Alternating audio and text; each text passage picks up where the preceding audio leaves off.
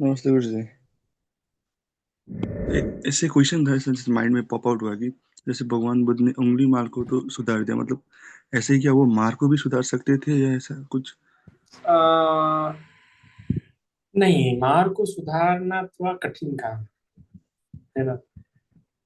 देखो, भगवान हर किसी को नहीं चेंज कर सकते। सबसे पहली बात, भगवान सिर्फ उसी को चेंज कर सकते हैं जो सीखना चाहता है, जो समझना चाहता है, या खुद अपने अंदर झांकना चाहता है। तो मार को रुचि नहीं रहती है खुद के अंदर झांकने की। झांकने की इन द सेंस की नई चीज जानने की, जिसको नई चीज जानने की इच्छा होगी भगवान उसी को सिखा सकते हैं और उसी को सिखाएंगे। तो मारू को ऐसा कोई नई चीज जानने की इच्छा ही नहीं होती है। वो इतना मस्त रहता है कि अरे लोग मेरे कंट्रोल में है, और लोगों को कंट्रोल में रखने में ही वो बहुत आनंद मनाता है। भगवान के समय भी जो अपने सारिपुत्र के जो पूर्व के आचार्य थे, संजय बेल्टीपुत्र मेरे ख्याल से, जिनके हाँ, संजय बेल्टीपुत्र। वो सारे जब सारिपुत्र भगवान बुद्ध के पास जाने वाले थे, तो पहले उसके वो अपने गुरु, अपने पहले आचार्य के पास लेके चलिए, हम हमें एक अच्छे बुद्ध पुरुष मिल गए हैं, हम उनके पास जाएंगे। तो वो क्या बोलता है कि जाने तो तुमको जाना, जाओ। विद्वान उसके पास जाएंगे तो मूर्ख तो मेरे पास आएंगे, मैं मूर्खों के लिए हूँ। तो इस प्रकार का विचार करके रहता है, तो उसे कंट्रोल नहीं होता, इंटरेस्ट था। तो कुछ लोग हाँ। हैं कि जो बाहर इतना दिखते, इतना बाहर लिप्त तो हो चुके हैं कि उनको अंदर देखने का मन नहीं कर रहा। लग रहा है कि नहीं, सुख है ना, ये छोड़ के क्यों जाए। तो उसमें इतनी रुचि लेते हैं, डोमिनेंस उनका हो जाता है। तो इसलिए मार जो होता है, वो मार अपने इतने पुण्य से बना होता है कि ब्रह्मा तक उसके अंदर में रहते हैं ना। तो उसमें इतना आनंद मनाता है कि मैं तो इसे सुख में हूँ। तो इसलिए फिर वो उधर, वो तो खुद बुद्ध को चाहते हैं कि तुम जल्द जल्द चले जाओ तो अच्छा रहेगा। तो उसको वो नहीं आ सकता धर्म में। हाँ। थोड़ा डर सकता है पर धर्म पे नहीं आ सकता वो आने से, क्योंकि वो चित्त की चेतना उसमें है, जैसे नाग। अब जो नाग को, जो नाग योनि के जो होते हैं, है ना, उनको जी। भिक्षुणी बनाते हैं। क्योंकि उनकी चर्या ऐसी होती है कि उसमें बहुत राग होता है ना। जो नाग होते हैं उनमें बहुत बहुत ऐसा ये होता है, क्रोध, बहुत क्रूर स्वभाव के होते हैं। तो वो मुक्त तो हो सकते हैं, पर कैसा है कि वो भिक्षु जीवन नहीं जी सकते, क्योंकि उनमें बहुत वो एकदम डोमिनेंस होता है उनका, वो चर्या होती है, जो बिहेवियर होता है। तो इसलिए वो बड़ा मंग लाइफ नहीं जी सकते उसमें। वरना क्यों, बहुत कंट्रोल करना पड़ता है ना। हमको भी पता है, मेरा भी स्वभाव पहले तो बहुत गुस्से था, खतरनाक था, अभी भी है पर थोड़ा कम है। तो इसलिए, तो जिस जिस लाइफस्टाइल में आप जी रहे हैं, या जिस जिस पोजीशन पे है आप, वो बहुत रोल प्ले करता है कि आपका बिहेवियर कैसा होगा। एकदम से आपके बिहेवियर को हम चेंज नहीं कर सकते उस चीज में रहते हुए। तो मार जो होता है, वो मार की पोषण ऐसी होती है, क्योंकि मार की पोषण ये बहुत पुण्य से मिली होती है। छोटे मोटे पुण्य नहीं होते हैं मार की, पर बहुत बहुत बड़े पुण्य से प्राप्त हुई होती है मार की। जो मतलब ब्रह्मा, महाब्रह्मा होने के लिए जो पुण्य चाहिए होता है, वही पुण्य मार होने के लिए चाहिए होता है। ऐसे पुण्य में कमी नहीं होती। इंद्र, मतलब इंद्र, ब्रह्मा और मार, इन तीनों की जो पोजीशन है बहुत बड़ी पुण्य से प्राप्त होती है, बहुत बड़े पुण्य से। तो सोचो, तो वो ब्रह्मा भी मार के अंडर में रहता है, इंद्र ही मार के अंडर में रहता है, तो कितना ईगोइस्टिक होगा। तो उस ईगो के चलते उसकी अविद्या इतनी मजबूत होगी कि देख ही नहीं पाएंगे उधर। इसलिए ना भगवान उसे बताते हैं, और ना वो खुद रुचि लेता है। हाँ, ओके गुरु जी, अब एक बार इतना पुण्य होने के बाद भी वो फिर भी क्यों ऐसा मार होता है, मतलब ब्रह्मा जैसा पुण्य होने के बाद भी? ब्रह्मा ये सब पुण्य है, पर पुण्य इस क्षेत्र में नहीं है कि उसकी प्रज्ञा तीक्ष्ण हो। ओह। पुण्य में कई तरह के, हर तरह का पुण्य कुछ तरह का ही फल दे सकता है। मैं हमेशा एक उदाहरण देता हूँ कि अगर तुम स्विमिंग की प्रैक्टिस कर रहे हो, तुम क्रिकेट में अच्छे नहीं हो। स्विमिंग की प्रैक्टिस में स्विमिंग में अच्छा बनाएंगे। उस तरह के जो पुण्य तुम कर रहे हो, उस तरह का पुण्य से ही तुम्हें वैसा लाभ होगा। या तुम पुण्य कर्म करते हुए इस प्रकार संकल्प करते हो कि इस पुण्य से मेरी तीक्ष्ण बुद्धि, जिससे मैं धर्म समझू, तो जी। वो पुण्य तो होता है, पर पुण्य वैसी बुद्धि की परिपक्वता हुई है कि नहीं, उसकी वही वो मैटर करता है। कि वो पुण्य से भौतिक सुख दिलाने में श्रेयस्कर हो रहा है, आध्यात्मिक सुख नहीं। उसने अपने पुण्यों से क्या क्या क्या क्या मांग रखी है, तो क्या पुण्य से उसने अपेक्षा रखी है, वही काफी महत्वपूर्ण रहता है। इसलिए जब आप पुण्य कर रहे हैं, तो पुण्य करते हुए कम से कम इतना तो बोलिए कि इस पुण्य के प्रताप से जब तक निर्वाण प्राप्त होता, तब तक मुझे बुद्ध शासन मिलता रहे, तब तक मुझे कल्याण मित्र मिलता रहे, तब तक मेरे धर्म में रुचि बनी रहे। Okay Guru ji, thank you, मैं यही जानना था। Thank you. मैं तो हमेशा ऐसे ही करता हूँ। ज्यादातर पुण्य, मोस्ट थोड़े बहुत पुण्य जो इसके के और ऐसे हल्के में छोड़ देता हूँ कहीं भी। ज्यादातर पुण्य से ही करता हूँ कि बाबा नहीं। वंदा में बनते जी। मतलब बनते जी, मेरा क्वेश्चन बहुत पुराना क्वेश्चन था, आपसे पहले भी पूछा था और आज फिर पूछ रहा हूँ। ये मतलब क्वेश्चन बाद में पूछूंगी। ये राहुल सांकृत्यायन और भदंतानंद कौशल्यायन, ये लास्ट में इन्होंने कौन सा मत स्वीकार कर लिया था? तो भदंतानंद कौशल्यान तो बुद्धिस्ट मंक ही रहे एंड तक, ठीक है। अच्छा। राहुल सांकृत्यायन ने मार्क्सिज्म ले लिया था, कार्ल मार्क्स, कम्युनिज्म। अच्छा। मोस्टली वो मेरे ख्याल से पॉलिटिकल आइडियोलॉजी से बहुत ज्यादा प्रभावित थे, और उन्होंने बुद्ध को मेरे ख्याल उन्होंने क्रिटिसाइज भी किया है बुद्ध को, एक बात पे उन्होंने बुद्ध को क्रिटिसाइज किया है, राहुल सांकृत्यायन ने। और दूसरे जिनके कारण हम पाली डे मनाते हैं, अपने धर्मानंद कौसम, उन्होंने जैनिज्म ले लिया था बाद में, एट द एंड में। तो क्या करें, जबकि बहुत बड़े स्कॉलर थे सब, मतलब इन सब ज्यादा स्कॉलर्स में उस समय कौन कौन स्कॉलर थे, ये पूरा ग्रुप ही था। जगदीश काश्यप, धर्म रक्षित, आनंद कौशल्यान, धम्म धम्म रक्षित, है ना, और राहुल सांकृत्यायन और धर्मानंद कौसम भी। तो इस इन सब में सबसे ज्यादा विद्वान, अगर भौतिक इसमें देखो आप एकेडमिकली बहुत अगर कोई विद्वान थे तो धर्मानंद कौसम भी थे। इन्होंने पाली की स्थापना की सबसे पहले इंडिया में, पाली यूनिवर्सिटी में। इन्हें कारण इनके जन्मदिन पे मेरे ख्याल से पार्टी मनाया जाता है, पर इन्होंने एट द एंड जैनिज्म ले लिया। इन्होंने जो डेथ अपनी की वैसी डेथ ली जैसे जैसे जैन लोग, लेकिन जैनिज्म आखिर में एक्सेप्ट किया। और इन्हीं की एक किताब है जो कि doctor B are Ambedkar ji को बहुत हेल्प हुई बुद्धा ने जम्मा लिखने के लिए। और जब इन्होंने अनाउंस किया था बाबा साहब अम्बेडकर ने कि मैं इस धर्म में रहूंगा 1935 में, तो उसके बाद दूसरे दिन या तीसरे दिन ही मेरे ख्याल से धर्मानंद कौसम मिलने के लिए गए थे डॉक्टर बी आर अम्बेडकर से। सेकेंड डे राहुल सांकृत्यायन भी बहुत विद्वान थे, बहुत फिलोसफी में तो बहुत ज्यादा विद्वान थे, मेरे खुद के आइडियल रह चुके हैं, अभी भी है फिलोसफी में।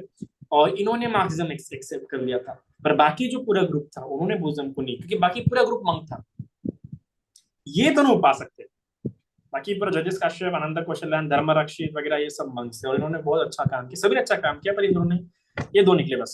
बाकी आनंद कौशल वगैरह तो बस एक किताब मत पढ़ना आनंद कौशल्यान की, अगर आपको सिर्फ धर्म में बढ़ना है।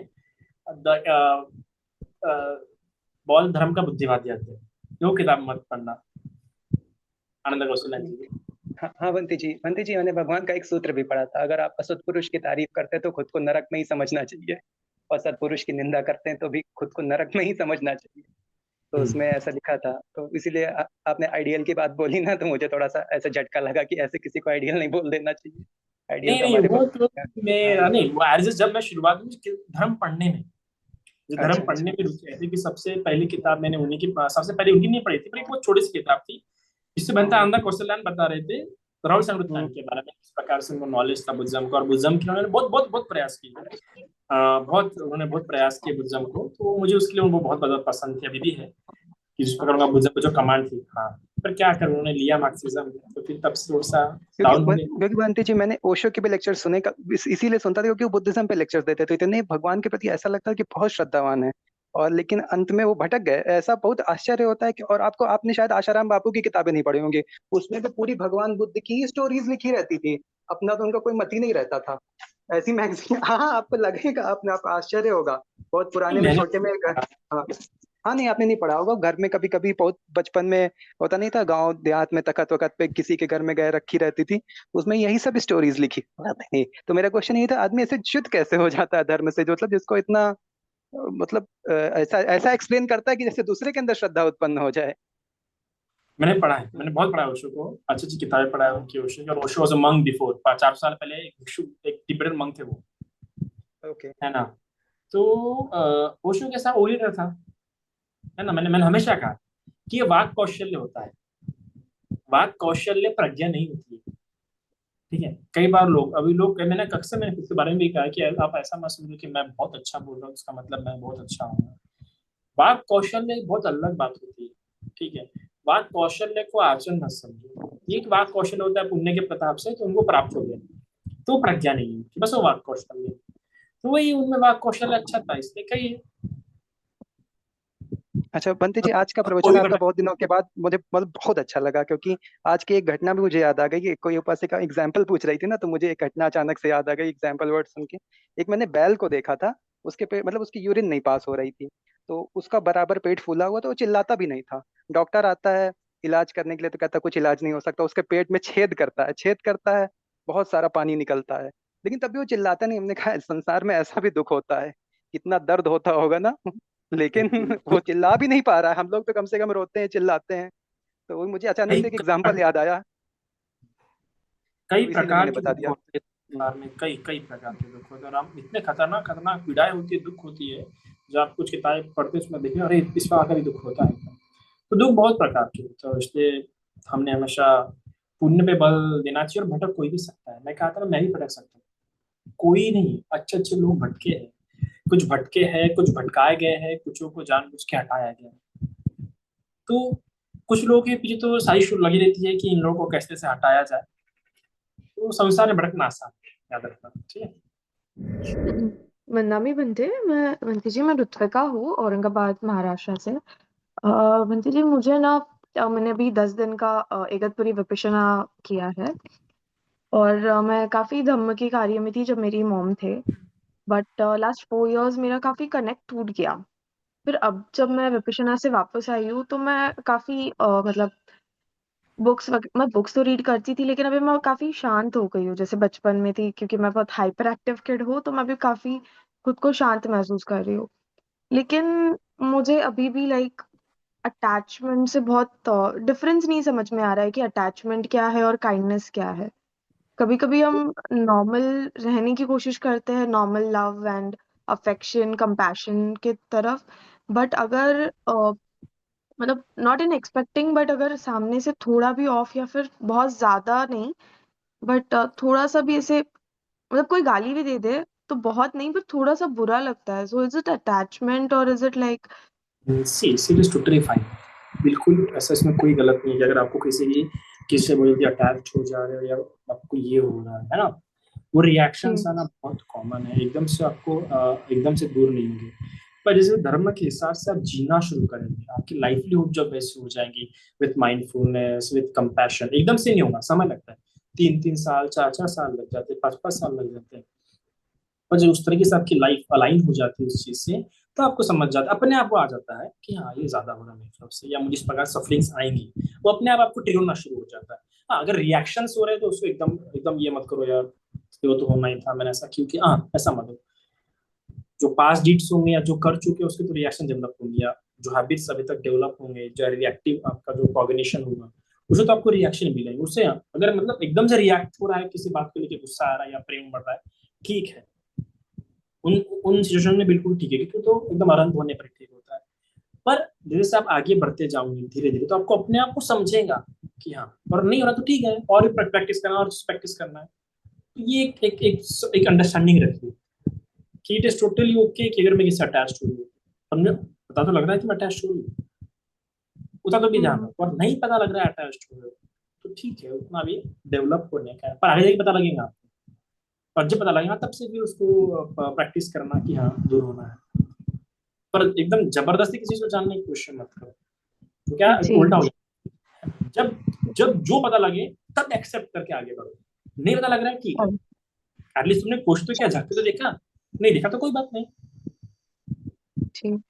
और बंटी जी, और एक चीज, मुझे अभी 10 दिन ही हुआ है वापस आके, बट मतलब मैं ना, मुझे मेरी आवाज भी बॉदर कर रही है। तो मैं काफी ज्यादा मतलब मैं मॉर्निंग में भी मेडिटेट कर रही हूँ, और मैं काफी ज्यादा हाउस होल्ड लाइफ में वापस आने की भी कोशिश कर रही हूँ। बट इन बिटवीन ना मुझे बहुत इरिटेशन हो रही है आसपास की सारी चीजों से। जैसे मैं गवर्नमेंट ऑफिस में काम करती हूँ, तो वहां पे जैसे आज अभी मार्च एंड है, तो काफी मतलब भाग दौड़ थी, रश था। एंड गवर्नमेंट सेक्टर है, तो वहाँ पे मल्टीपल लोग आना जाना, तो नॉर्मल मतलब किसी के क्या बोलते हैं ना, स्मेल से भी मुझे तकलीफ हो रही है। और ऐसे बॉडी एक और ऐसी कुछ चीजें हो रही है, सेंसेशनल चीजें हो रही है कि मतलब जैसे नोज का सेंसेशन है, तो मुझे वो सब ऐसे इरिटेट हो रहा है। तो उसे मैं मतलब मैं ऑब्जर्व कर रही हूँ, and then I am controlling it कि ये तो अनित्य है, न्यूट्रल नहीं, है एंड एवरीथिंग। ऐसा बट मत, कंट्रोल करने की कोशिश मत कीजिए, ठीक है। सेंसेशंस को मत देखिए, ठीक है। जब आप भीड़ में बहुत भीड़ घिरे होते हैं, या भीड़ में कार्य कर रहे होते हैं ऑफिस वगैरह में, तो प्लीज सेंसेशंस को मत देखिए, ब्रेथ को देखिए, ठीक है। एग्जैक्टली बंदी जी, मैं वही कह रही हूँ कि जब बहुत लोग घिरे थे और मुझे वो आवाज से तकलीफ हो रही थी, तो मैंने आना पाना स्टार्ट, मतलब एक ऐसे मतलब मेरी टेबल पे मैंने सिर्फ नोज पे फोकस किया। But then start, it's a government office, वहां पे लोग टोबैको खाते हैं। तो वो मुझे वो स्मेल इतनी स्टिंकी लगी, देन मैं वॉशरूम तो चली आपने गई। ब्रेक में भी वेदनानुपश्यन नहीं की होगी। कि कई सारे लोग यही गलती करते हैं कि ब्रेथ करते हुए वेदना, उसमें वो वेदना को ही देखते हैं। मैंने जब कहा कि जब आनापान करना है तो आपको ब्रेथ लेना है, पूरी ब्रेथ को, मतलब ब्रेथ को अपने बॉडी, ब्रेथ लेते हुए बॉडी को जानते हुए फिर उसको काम करते हुए ब्रेथ छोड़ो, उसमें सेंसेशंस नहीं देखने हैं करेक्ट। तुमको। So, आपने सेंसेशंस देखा होगा, उसमें सेंसेशंस में चलोगे। विपश्यना करते करते, वेदानुपश्यना विपश्यना करते करते व्यक्ति का माइंड बहुत हैबिचुअल हो जाता है उस चीज को लेकर, उसकी उसकी कंडीशनिंग हो जाती है। आप जब आनापान करें तो आपकी बात अलग रखनी कि मुझे आनापान ही करना है, श्वास का ध्यान देखना है, सेंसेशंस में नहीं। अभी कैसा हो जाता है कि गुरुजी के विपश्यना में क्या होता है कि हम लोग यहाँ से शुरू करते हैं वेदनानुपश्यना, है ना। जी। कहते भी है कि यहाँ पे सेंसेशन देखो, सुसराहट होंगे, फफराहट होंगे, जो भी सेंसेशन होगी वो देखो। तो हमें लगता है कि हम आनापान कर रहे हैं, पर हम आनापान में वेदनानुपश्यना कर रहे हो तो उस समय आनापान मतलब सिर्फ ब्रेथ को देखना, ना कि सेंसेशंस को देखना। आप ब्रेथ को आते हुए देख रहे हैं, ब्रेथ को जाते हुए देख रहे हैं, ठीक है।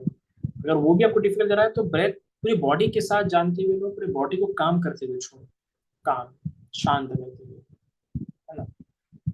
अगर वो भी नहीं जम रहा है तो फिर अपनी जो हार्ट बीट होती है ना, उस पर ध्यान दो। कैसे कि एकदम धक धक धक धक नहीं, कैसे व्याकुल हुई है उस रूप में देखो, उसको धीरे धीरे धीरे शांत करो, ठीक है।